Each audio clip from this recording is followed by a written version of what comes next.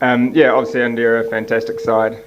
We've seen that over many years. Especially at this World Cup as well. They're playing some fantastic cricket, which is great to see. On the back of that, obviously two form teams that are playing some good cricket. So it's going to be a great contest tomorrow. Over recent years we've had some great games of cricket, whether that be here in India or back home in New Zealand. So I'm sure tomorrow the clash will be no different, and I'm sure both sides are really looking forward to it.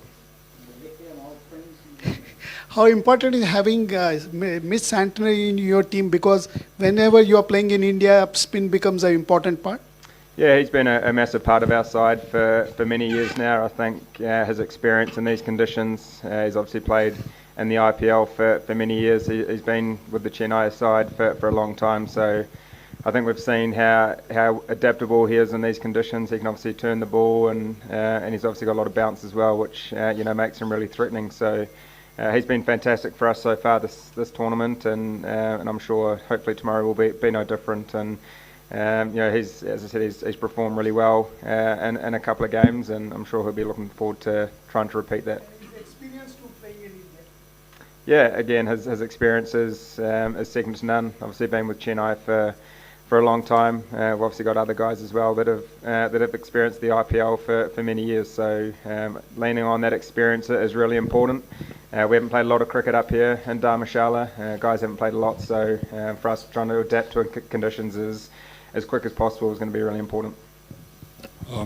Tom, a couple of questions. Firstly, the consistency of New Zealand, not just in this World Cup, over the last two World Cups, what do you put that down to? And India, they can, because of Hardik's injury, there are a couple of options that they can go with.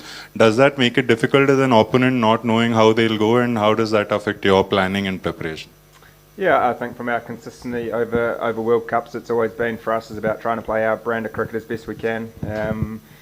For us sticking to our game plan and trying to do that for long periods of time and stay in the game for as long as possible has sort of been the key to what we've done. Obviously, the last two ODI World Cups have been obviously in Australia and England, where conditions are reasonably similar to back home, whereas this one's obviously completely different, where conditions are completely different. So again, adapting as much as we can has been a massive thing that we talk about, and doing that as quick as possible. And if we can do that, then hopefully that gives ourselves a good chance. And obviously on the Indian side, obviously missing Hardik, which he's obviously a key member, obviously with the balance of their side. So for us, it's just trying to adapt and to their team, whatever that may be. That's out of our control, but our preparation will prepare for anyone or for all of their team who are going to play, and we'll just wait and see what they come up with tomorrow. Tom, New Zealand obviously has India's number when it comes to the ICC events. So what is it about India that, you have such a high success rate? Where do you think are they susceptible? I'm not sure, to be honest. They're a fantastic team. They've been playing some great cricket for a long period of time. We've had some great contests in ICC events, but also in bilateral series, whether that be home or away. We've played each other quite a lot over recent years, which has been really cool. So I'm not too sure. For us, as I said just before, for us it's just about trying to play our game plan as best we can and try execute it as well as we can, and if we do that, then we know we can beat any team in the world on our day. So we've spoken about this tournament that anyone can beat anyone on their day, and it's about whoever turns up on that specific day and plays well. So tomorrow's going to be no different. Tom, New Zealand obviously have had really good runs in world tournaments, particularly ODI World Cups over the last couple of cycles. What is it, do you think, about the New Zealand setup, kind of a bigger picture about what allows you to be a good tournament team, to adapt from opposition to opposition? Is there something, you mentioned adaptability, is that, how does that kind of play itself out? I'm not 100% sure what it is, but yeah, as I said, being adaptable is probably one of the most important things for us as a group, and trying to do that as quick as possible. And obviously with this format, you play everyone once, which is obviously unique to 2015 where it was pool play. So again, we're in India, we're offered different conditions that we're used to. So adaptability, sticking to our plan as best you can, and if you do that, then hopefully that gives you a good chance at the end of the game.